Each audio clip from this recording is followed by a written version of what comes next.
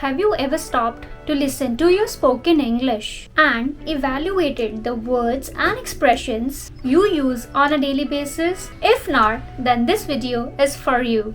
Hello and welcome back to Learn English Quick with Banpreet. Today's class is going to be on the top 5 phrases to avoid for confident spoken English. Why I have used the word top 5 phrases? Because I believe they are most frequently used. So we need to avoid them to sound more confident with our spoken English. So let's get started.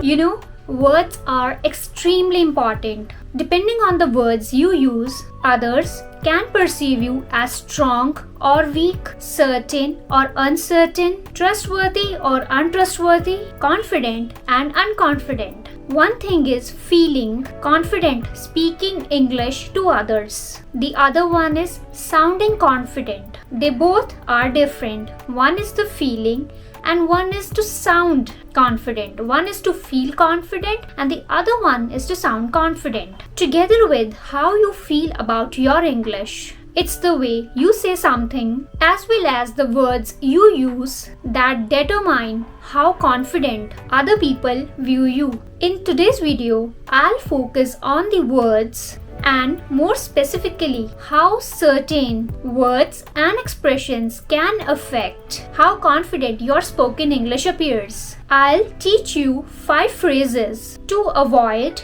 or at least reduce and then give you 26 stronger, more confident sounding expressions to replace them. So are you ready?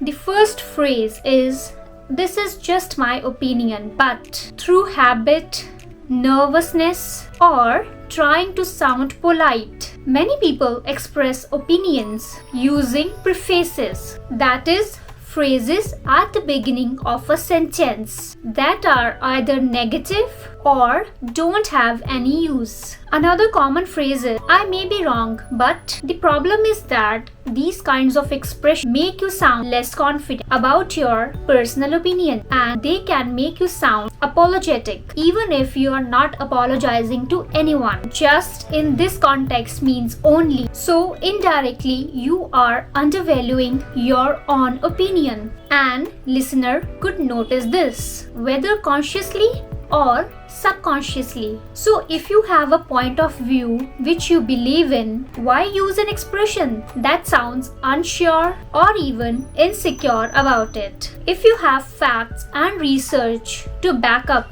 your opinion, then express it confidently. Now, the alternative phrases that you can use for the confident spoken English instead of, "This is just my opinion, but," "I may be wrong, but," "I take a different view." He is absolutely right. I have no doubt that we should take the decision too. You can also use the phrases like, "My impression is that," and then continue with your sentence. "From my point of view," speaking personally, you can use them. Second phrase is, "I just wanted." People often use expressions like, "I just wanted," to let you know that I'm going to or "I'm not coming to the office." I just wanted to say that we should, and then go on with their suggestions. The disadvantage with "I just wanted" is that it can sound like a defense mechanism for being rejected or hearing the word no. So by removing it, you will sound more confident, stronger, and more direct, which as a result will make you sound more confident. The alternative phrases that you can use here: "I'm planning on," "I'm looking forward to," verb plus ing. I suggest the following. Coming to the third phrase, "I don't know." It's a very common phrase. Although this phrase is very direct and straight to the point, it can make you look unprepared, especially if it's your answer to the question during a job interview or a presentation. You are not expected to know everything, but you can use more assertive phrases which sound a lot more professional and confident that do not mislead your listener. Alternative phrases that you can use instead of "I don't know," "I'll find out," "Here's what I can tell you." Let me clarify that for you in just a moment. I'm not sure I'm the best person to answer that. Why don't we ask?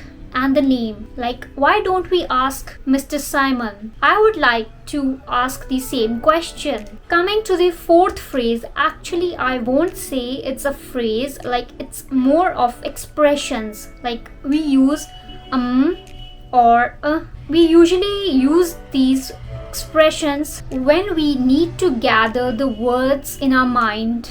It is common for people to use filler words when they are organizing their thoughts. But do you know these are distracting for the listener and can result in your audience becoming less engaged with your message. For example, if you are giving a presentation and you are sounding like so the net profit of the company is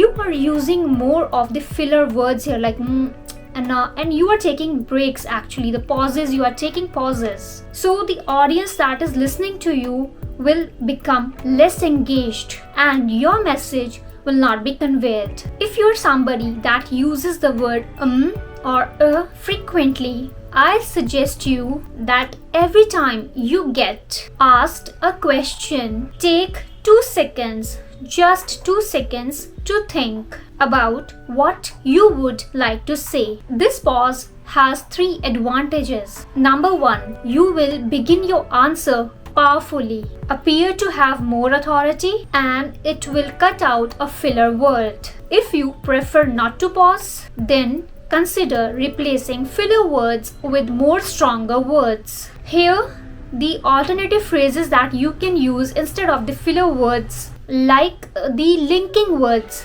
however, moreover, in spite of this, you see, now you can use these words instead. The number 5th phrase is kind of or sort of.